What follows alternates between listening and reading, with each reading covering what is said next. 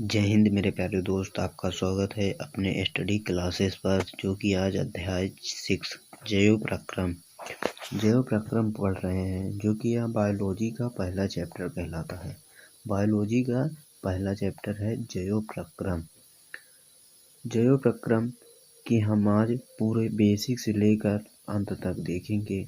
आप वीडियो को like share subscribe कर दीजिए। चलिए अब हम इसी बात पर ध्यान देते हैं। आप स्वस्थ होंगे, मस्त होंगे और अच्छे से स्टडी कर रहे होंगे। आप वीडियो को लाइक शेयर सब्सक्राइब कर दीजिए मेरे प्यारे दोस्त।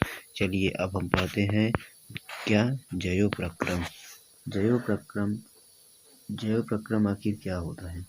जैव प्रक्रम वे सभी प्रक्रम जो संयुक्त रूप से जीवों के अन्वेषण का कार्य करते हैं, उन्हें ही जैव प्रक्रम कहलाते हैं।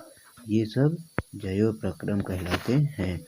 जैसे कि जैव प्रक्रम के मुख्य 4 प्रकार हैं। कितने हैं? 4। पहला है पोषण, दूसरा है श्वसन, तीसरा है वाहन, चौथा है उत्सर्जन। अब हम पहले जान लेते हैं पोषण।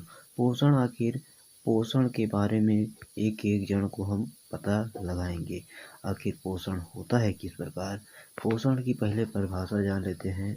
भोजन ग्रहण करना, पचे भोजन और शोषण एवं शरीर द्वारा अनुरक्षण के लिए उसका उपयोग पोषण कहलाता है। क्या कहलाता है? पोषण। पोषण के आधार पर जीवों को 2 समूहों में बांटा गया है। कितने समूहों में मेरे प्यारे दोस्त? 2 समूहों में। पहला है पोषण जो कि पोषण 2 प्रकार से बांटा गया है। पहला है स्वपोषी पोषण वे पोषण जो स्वयं से अपना भोजन का निर्माण करते हुए उसे ही स्वपोषी पोषण कहते हैं। परिभाषा के अनुसार हम जानते हैं, पोषण वह तरीका जिसमें जीव अपने आसपास के वातावरण में उपस्थित सरल अजैव पदार्थों जैसे CO2, पानी और सूर्य के प्रकाश से अपना भोजन स्वयं बनाते हैं, उसे ही स्वपोषी पोषण कहते हैं। उदाहरण के तौर पर जैसे कि हरे पौधे अपना भोजन स्वयं का निर्माण करते हैं। अब जानेंगे विषमपोषी पोषण, जो कि विषमपोषी पोषण वे पोषण होते हैं जो कि स्वयं भोजन नहीं बनाते हैं, बल्कि वह दूसरे जीव पर निर्भर रहते हैं। जैसे कि यहाँ पर दिया हुआ है, पोषण का वह तरीका जिसमें जीव अपना भोजन स्वयं नहीं बनाता है, बल्कि भोजन के लिए अन्य जीवों पर निर्भर होता है। उदाहरण जैसे कि मानव व अन्य जीव। अब हम जानेंगे जैसे कि स्वपोषी पोषण स्वपोषी पोषण हरे पौधों में तथा कुछ जीवाणुओं जो प्रकाश संश्लेषण कर सकते हैं या में होता है। जैसे कि हम आप देखे हैं जुगनू को आप देखिए तो वह रात को जलता रहता है, वह प्रकाश के माध्यम से जलता है। अब हम जानते हैं प्रकाश संश्लेषण आखिर होता है क्या। प्रकाश संश्लेषण वह जैव प्रक्रम है जिसमें स्वपोषी बाहर से लिए पदार्थों को ऊर्जा में रूपांतरित या ऊर्जा संचित रूप में परिवर्तित कर देता है। वे पदार्थ कार्बन डाइऑक्साइड तथा जल के रूप में लिए जाते हैं, जो सूर्य के प्रकाश तथा क्लोरोफिल की उपस्थिति में कार्बोहाइड्रेट में परिवर्तित कर देते हैं। क्या? कार्बोहाइड्रेट में परिवर्तित कर देते हैं। जैसे कि इस सूत्र के माध्यम से समझेंगे, जो कि 6CO2 कार्बन डाइऑक्साइड है, 612 मतलब 12 H2O जो कि जल का सूत्र है, क्लोरोफिल व प्रकाश की उपस्थिति में C6H12 और 6+6O2 प्लस H2O जो कि ग्लूकोज, ऑक्सीजन, H2 जल का निर्माण करता है। अब जानेंगे प्रकाश संश्लेषण के कुछ कच्ची सामग्रियां, जैसे कि दी हुई है। पहला है सूर्य का प्रकाश, दूसरा है क्लोरोफिल, कार्बन डाइऑक्साइड जो कि स्थलीय पौधे इसे वायुमंडलीय से प्राप्त करते हैं। चौथा है जल, स्थलीय पौधे जड़ों द्वारा मिट्टी से जल अवशोषण करते हैं। अब जानेंगे यहाँ प्रकाश संश्लेषण के दौरान निम्नलिखित घटनाएं होती हैं। पहली कौन सी घटना है जो कि पहली घटना है क्लोरोफिल द्वारा प्रकाश ऊर्जा को अवशोषित करना।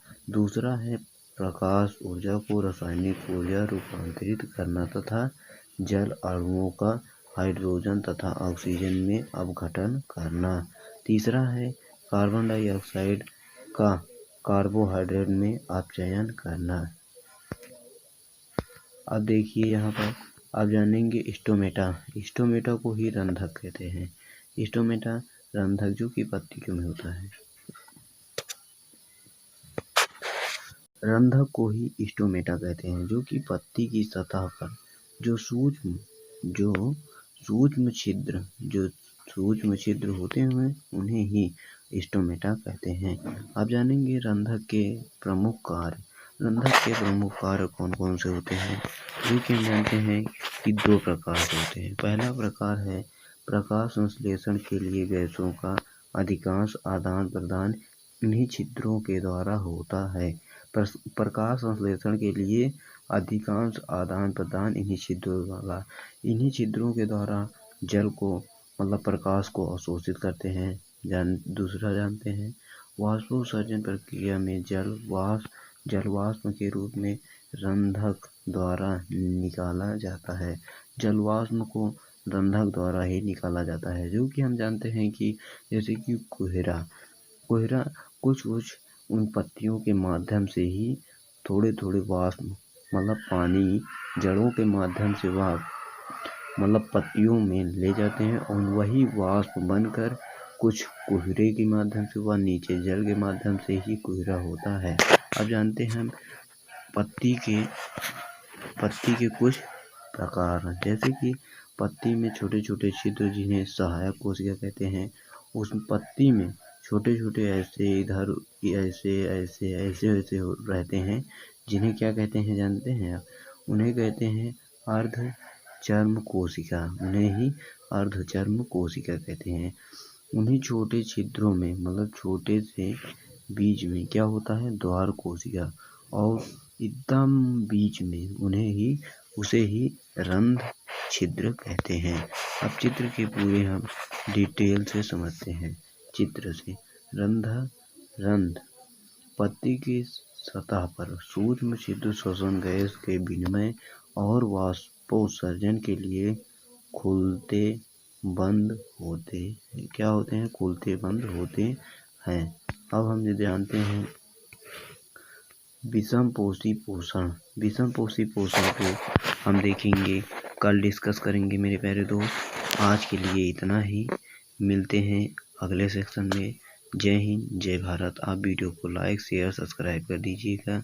मिलते हैं अगले सेक्शन में। जय हिंद, जय भारत। Thank you.